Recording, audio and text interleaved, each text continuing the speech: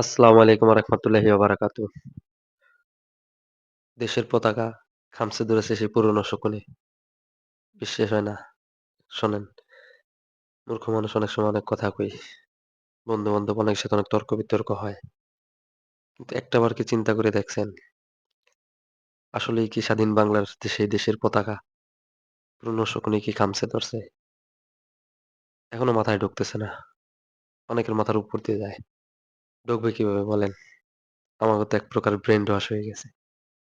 আসলে সত্যি কথা বলতে গেলে কি, এই যে ৪৭তম বিসিএস এ যে প্রশ্ন নিয়ে এত তোলপাড়, আপনি ওটা একটু চিন্তা করেন যে এই স্বাধীনতার ৫৫-৫৬ বছরে যে এইখানে মুক্তিযুদ্ধ ভাষাটা কোনোদিনও প্রতিরক্ষা যুদ্ধ হিসেবে ব্যবহৃত হয় নাই এবং এই ৫৩ বছর বা ৫৫ বা ৫৬ বছরে পাকিস্তান বাহিনীরে কখনোই দখলদার বাহিনী হিসেবে উল্লেখ করা হয় নাই।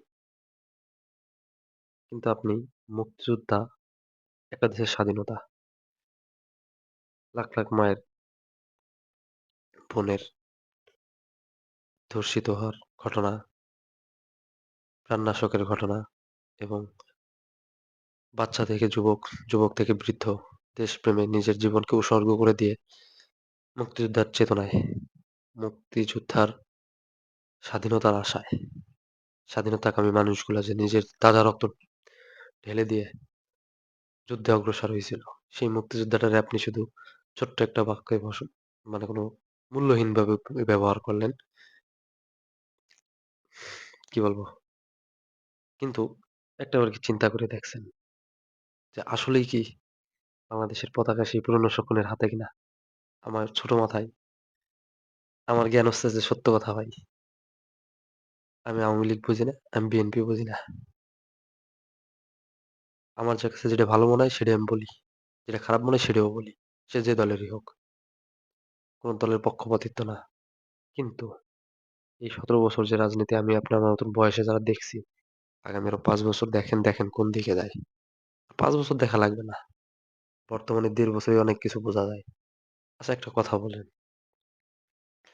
শেখ মুজিবুর রহমান আওয়ামী লীগ না। বা আওয়ামী লীগের সাথে শেখ মুজিবুর রহমানের তুলনা করলে চলবে না। কারণ উনি দেশ স্বাধীন হওয়ার আগ থেকেই উনি যে ত্যাগটা করছে, ওরকম নেতা পাবেন না। বা এই অবিসংবাদিত নেতা উনারা শুধু বলে নাই দেশে। কিন্তু আপনার ক্ষোভ কোথায়? আপনার ক্ষোভ হচ্ছিল আওয়ামী লীগ না। আপনার ক্ষোভ হচ্ছিল মানে যারা এগুলা করতেছেন, আপনাদের ক্ষোভ হচ্ছিল শেখ মুজিবুর রহমান। হ্যাঁ, সে বাকশাল কায়েম করছিল, সে এই করছিল, সে ওই করছিল। সব মানলাম। শেখ মুজিবুর রহমান দোষী, মানলাম। সে দেশের জন্য কিছু করে নাই, মানলাম। এখন দেখি অনেকে বলতেছে যে সে বিশ্বাসঘাতকতা, সে কথাও বলে। তাও মানলাম।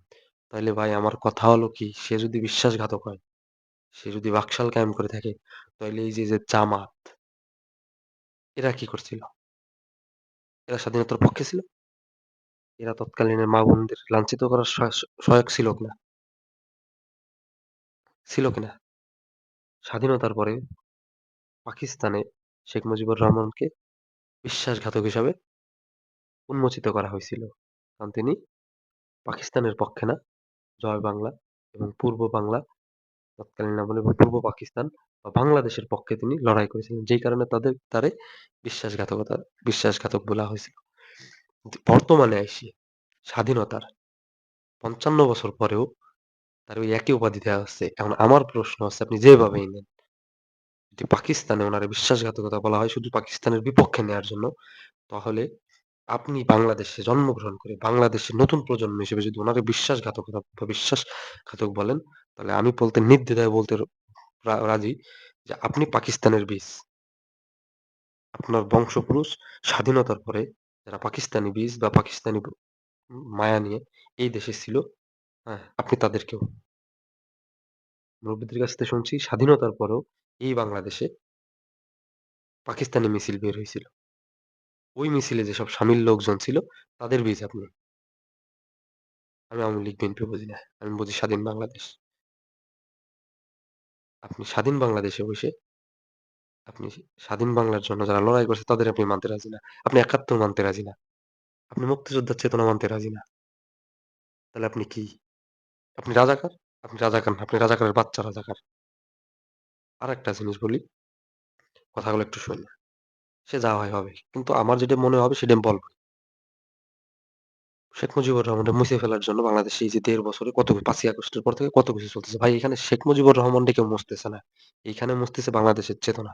যদি শেখ মুজিবুর রহমান যদি ওই বাকশাল আর এইটার জন্য এইটাই হতো যে উনারে মুছে ফেলতে হবে, তাহলে সবার আগে এই দেশে জামাত ইসলাম আগে বাতিল হইতো। সবার আগে। কারণ জামাত ইসলাম তৎকালীন আমলে বাংলাদেশের বিরুদ্ধে চলছে। তারা পাকিস্তানের সহায়ক হয়ে এদেশে রাজাকারি করছে। তাদের কেন আপনি বাদ দিচ্ছেন না? শেখ মুজিবুর রহমান বা শেখ মুজিবুরের কন্যা এই ১৭ বছরে যে প্রশাসন যে আপনি যেটা বলতেছেন যে আওয়ামী লীগ এই ১৭ বছরে যে পরিমাণে মানুষের উপর টর্চার করছে আপনার ভাষ্যমতে এবং এই ছাত্র আন্দোলনে যে পরিমাণে ছাত্রদের হত্যা করছে সেই সুবাদে শেখ মুজিবুর রহমান এবং তার কন্যা তাদের চিহ্ন রাখা যাবে না। তাদের কেউরে এই আওয়ামী লীগ বলতে তো কোনো দল রাখা যাবে না। তাহলে ভাই আমার কথা হচ্ছে এই ১৭ বছরে শেখ মুজিবুর রহমানের কন্যা যেগুলা করছে, শেখ মুজিবুর রহমান কি কবর থেকে উঠে এসে উনার এই ডিরেকশন গুলা দিছিল?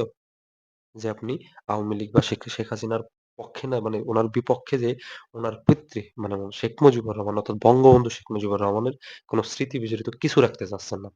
তার মানে আপনি এটা রাখতে চাচ্ছেন না। কারণ সে বাকশাল কায়েম করেছিল। কিন্তু তৎকালীন আমলে যারা রাজাকারি করছে, দেশের বিরুদ্ধে কথা বলে দেশের মায়ের ইজ্জত নিয়ে করছে এবং এই স্বাধীনতার বিপক্ষে ছিল, তাদেরকে আপনি প্রতিষ্ঠা করতে ব্যস্ত হয়ে গেছেন। তাদের পক্ষে আপনি সাফাই গেতেছেন।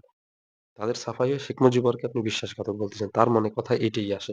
আপনি পাকিস্তানি বিষ। আপনি পাকিস্তানি। বা এই বাংলাদেশে ১৭ টা বছর শুধু এই বাংলার মানুষের জন্য যৌবনের ১৭ টা বছর কাটাইছেন উনি। তার ওই অস্তিত্ব আপনি রাখতে চাচ্ছেন না। তার শুধু মুখের বাকশাল। বাকশালের ফুল বা বক্তব্য কি ছিল? বাকশাল সে কায়েম করে কতদিন রাখছিল? তার সে সুযোগই দেয়া হয়নি। সে যদি অপরাধী হইতো, তার সুযোগ দেয়া হইতো। সে যদি ওই অপরাধীর কর্মকান্ডগুলো ১.৫-২ বছর ৫ বছর প্রতিফলিত হইতো তাহলে মানতে রাজি ছিলাম। সে ভাষণ দিছে, সে বলছে। তাইতেই তার স্মৃতি আপনি মুছে ফেলতে চাচ্ছেন। কিন্তু আপনি এই দেশের বিপক্ষে, স্বাধীন বাংলার বিপক্ষে যারা রাজাকারি করছে, স্বচক্ষে সপ্রমাণে সজ্ঞানে সবাই জানে, তাদেরকে আপনি সাপোর্ট দিচ্ছেন, তাদেরকে আপনি ছাপাই গাচ্ছেন। তার মানে আপনি রাজাকারের বাচ্চা। আপনি রাজাকারের বাচ্চা, আপনি পাকিস্তানি না। একটা কথা ভুল হবে। আমি যে আপনাদেরকে উল্লেখ করছি যে আপনি পাকিস্তানি বীজ, এটা হলো ভুল। আপনি রাজাকারের বীজ। কারণ পাকিস্তানি ওরা পাকিস্তানের সাধারণ জনগণ এসে আমাদেরকে এইভাবে করে নাই। পাকিস্তানের সশস্ত্র বাহিনী, পাকিস্তান বাহিনী ওরা এসে আমাদের উপর হত্যা নিপীড়ন চালাইছিল। কিন্তু আমাদের দেশে যে বসবাসরত যে খারাপ বীজ বা রাজাকারের বীজ এরা আমাদের সাথে বেইমানি করছে। এরা বিশ্বাসঘাতকতা করছে। সেই সুবাদে শেখ মুজিবুর রহমান যে দেশের পক্ষে করছে সেইজন্য পাকিস্তানিরা শেখ মুজিবুর রহমান, পাকিস্তানি কর্নেল, মেজর, ঊর্ধ্বতন কর্মকর্তারা শেখ মুজিবুরের বিশ্বাসঘাতক বলতো। আর আপনি এই বাংলাদেশে জন্মগ্রহণ করে এই বাংলাদেশে থেকে আপনি তারে বিশ্বাসঘাতক বলতেছেন। তার মানে আপনি রাজাকারের বাচ্চা। আপনি চাচ্ছেন বাংলাদেশ থেকে মুক্তিযোদ্ধার চেতনা মুছে ফেলতে। আপনারা চাচ্ছেন বাংলাদেশ থেকে ৭১ এর চেতনা মুছে ফেলতে। তার স্পষ্ট প্রমাণ হচ্ছে এই বিসিএস এর প্রশ্নের যে প্রশ্নের ধরন। একটা মুক্তিযোদ্ধারে যেখানে ৩০ লক্ষ লোক নিহত হইছে, শহীদ হইছে, সেই মুক্তিযোদ্ধাটারে আপনি শুধু আপনি কি প্রতিরক্ষা যুদ্ধ হিসেবে ব্যবহার করলেন। আপনি করেন, আপনারা করেন, যাই করেন প্রতিরক্ষা যুদ্ধ। এবং পাকিস্তান বাহিনী সেখানে আপনি হানাদার বাহিনী, হানাদার বাহিনী উল্লেখ করেন না। পাকিস্তানের কোনো দুর্নাম দেয়া যাবে না। কারণ আপনারা তো এই দেশেরই রাজাকারের বীজ। এইজন্য। এইজন্যই আমি এই কথাটা বলছি। সে যে যেভাবে নেন, নেন। একটা কথা মাথায় রাখেন, আমি যেটা বলে যাচ্ছি, এটা মাথায় রাখেন। এটা সত্য। দেশের পতাকা পুরনো শকুনের হাতে চলে যাচ্ছে। আল্লাহ হাফেজ।